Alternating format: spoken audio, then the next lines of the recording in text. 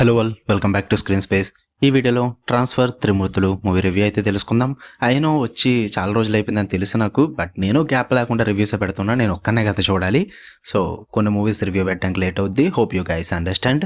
Movie అయితే జీ5లోకి అయితే streaming వచ్చింది. తెలుగు మూవీనే, అండ్ వడ్డీ నవీన్ గారు అందరికీ తెలిసిందే కదా, కమ్బ్యాక్ అని చెప్పేసి ఈ మూవీ తీయడం అయితే జరిగింది. మూవీ రన్ టైం అయితే 2 hours 25 minutes అలా యావరేజ్గా ఉంటుంది. స్టోరీ ప్లాట్ విషయానికి వచ్చేస్తే మెయిన్ లీడ్ అయిన హీరో త్రిమూర్తులు తనకు ఒక కానిస్టేబుల్ అనమాట.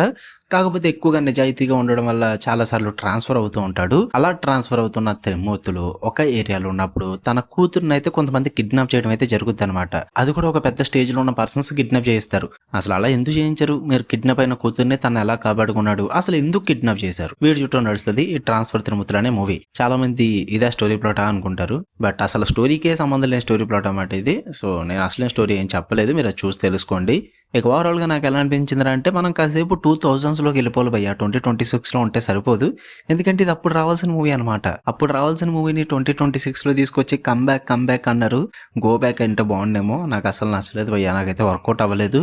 ఎఫ్ఐఆర్ కాపీతో ఒకటి ఉంటుంది సీక్వెన్స్, అదొక్కటి కొంచెం ఇంట్రెస్టింగ్ అనిపించింది, కానీ ఉన్న మూవీ అంతా కూడా చాలా అవుట్డేట్ అండ్ రొటీన్ స్క్రీన్ ప్లేతో చాలా రొటీన్ టెంప్లెట్ ఉంటుంది అనమాట. సో అందుకే నాకు అసలు వర్కౌట్ అవ్వలేదు. బట్ ఎఫ్ఐఆర్ కాపీ సీక్వెన్స్ మాత్రం ఒకటి ఇంట్రెస్టింగ్ ఉంటుంది, అండ్ అలాగే క్లైమాక్స్ లో కోర్టులో ఒక సీక్వెన్స్ ఉంటుంది. ఇది ఒకటి కొంచెం ఇంట్రెస్టింగ్ ఉంటుంది. అంటే రెండు ఎక్స్పెక్ట్ చేయని విధంగా ఉంటాయి అనమాట ప్లాట్ లో. సో ఆ రెండాట్ల పరంగా ఓకే అనిపించింది. ఉన్న మూవీ అంతా కూడా ఆ రెండు సీక్వెన్స్ కలుపుకుంటే జస్ట్ ఒక 5 minutes లో అయిపోతాయి అనమాట. బట్ ఉన్న మూవీ అంతా కూడా నాకైతే ఎక్కడ ఇంట్రెస్టింగ్ అనిపించలేదు. మెయిన్ గా బిగ్గెస్ట్ ప్రాబ్లమ్ ఏంటో మూవీతో అంటే, first 1 hour, half an hour కూడా కాదు, 1 hour మొత్తం సెటప్కే పోద్ది. హీరో క్యారెక్టర్, పోలీస్ స్టేషన్స్, ఆ డ్రామా, లవ్, కూతురు, సాంగ్స్, అబ్బో ఇవన్నిటికి సెటప్ ఉంటుంది బ్రో. ఫస్ట్ 1 hour అస్సలు నచ్చలేదు నాకు. అదంతా కామెడీ కూడా వర్కౌట్ అవ్వదు, అదంతా కూడా రొటీన్ సెటప్ ఉంటుంది.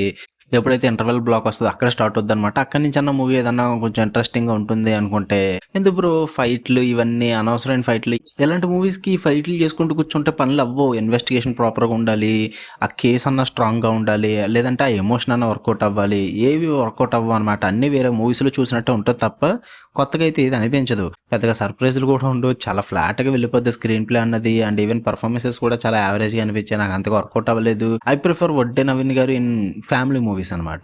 నాకు ఎలాంటి యాక్షన్, రొమాంటిక్ ఐటమ్ సాంగ్స్ ఉన్న మూవీస్ కాకుండా, కమర్షియల్ టెంప్లెట్ కాకుండా, అంటే కమర్షియల్ టెంప్లెట్ అంటే ఈ టైప్ ఆఫ్ కేసెస్ లో, not family dramas, comedy dramas, వీటిల్లో వడ్డే నవీన్ గారిని చూడడానికి బాగుంటుందేమో. కానీ ఈ టైప్ ఆఫ్ సాంగ్స్ వేసుకుని ఫైట్లు చేస్తూ ఐటమ్ సాంగ్స్ డాన్స్ చేయడం, ఇలాంటి వాటిల్లో నాకు చూడడానికి అంతగా వర్కౌట్ అవ్వలేదు. ఆయన్ని నాకైతే నచ్చలేదు. అసలు ట్రై చేయండి మీకు కుదిరితే కనుక. అండ్ ఇంకోటి ఏంటంటే, పాప ఉంటుంది బ్రో హీరో వాళ్ళ డాక్టర్, తన పర్ఫార్మెన్స్ బాగుంటుంది, కానీ ఆమెకి ఎందుకు విగ్ పెట్టారు మీరు? అసలు నాకు అర్థం కాదు. మూవీ స్టార్టింగ్ నుంచి ఎండింగ్ వరకు ఒక విగ్ ఉంటది భయ్యా. ఆ పాపకి ఆ విగ్ కి సంబంధమే ఉంటది. అసలు ఎందుకు పెట్టారు? నాకు మూవీ నచ్చకపోవడం కన్నా అది డిస్టర్బ్ చేసింది మాత్రం చాలా ఎక్కువగా డిస్టర్బ్ చేసింది నన్ను ఆ విగ్ అన్నది. నాకైతే వర్కౌట్ అవ్వలేదు భయ్యా. వడ్డే నవీన్ ఫ్యాన్స్ ఎవరైనా ఉంటే కనుక ట్రై చేయండి, చూడండి. మీరు ఆయన కోసం చూడొచ్చు, ప్రాబ్లం ఏం లేదు. ఫ్యాన్స్ కాబట్టి ఒక 2 గంటల సినిమాకి టైం ఇవ్వడంలో తప్పేం లేదు. ట్రై చేయండి. మీ ఎక్కడైనా వీడియో నచ్చితే లైక్ చేయండి, షేర్ చేయండి, మీ ఒపీనియన్స్ కూడా కామెంట్ చేయండి. మళ్ళీ నెక్స్ట్ వీడియోలో కలుద్దాం. Until then love you all, by.